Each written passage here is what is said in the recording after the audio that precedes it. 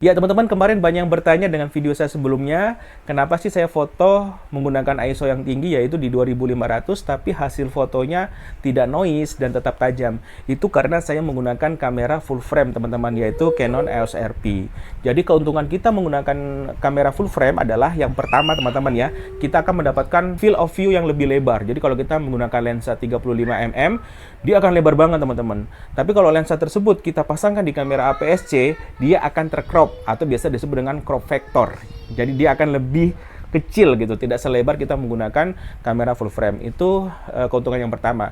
Yang kedua adalah karena dia punya sensor besar ya, full frame itu, maka kita akan mendapatkan resolusi bit-bit juga yang besar. Sehingga ketika kita menggunakan ISO yang tinggi, maka tidak terasa noise-nya. Itulah keunggulan menggunakan kamera full frame.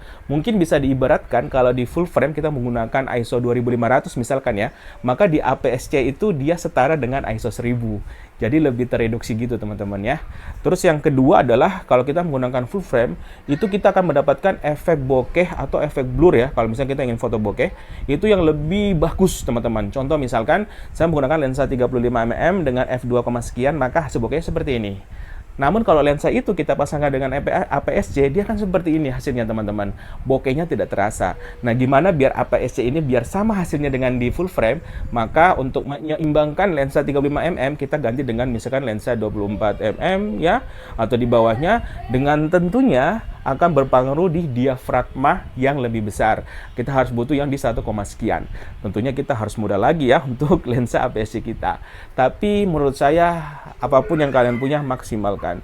Lensa APS-C selama ini sih aman-aman aja ya, apalagi kita menggunakan sensor APS-C yang terbaru. Maksudnya kamera bersensor APS-C tapi yang versi terbaru seperti mirrorless sekarang ya. Itu saya rasa reduksi noise-nya lebih baik ketimbang kita menggunakan kamera, mohon maaf ini, misalkan Canon 1500 atau 700D yang APS-C juga, tapi reduksi noise-nya masih kacau. Artinya di angka 400 pun noise-nya udah kerasa banget. Tapi dengan APS-C yang model-model sekarang yang terbaru, itu juga akan sedikit mereduksi dan tidak terlalu kelihatan ya. Contoh saya menggunakan Sony A6000 kemarin dengan ISO yang tinggi pun tidak terlalu kelihatan. Apalagi sekarang sudah ada software-software editing yang bisa mereduksi noise ya. Jadi buat teman-teman, apa yang kalian punya, gear apa yang kalian punya, gaskan ya, berkreasi. Oke?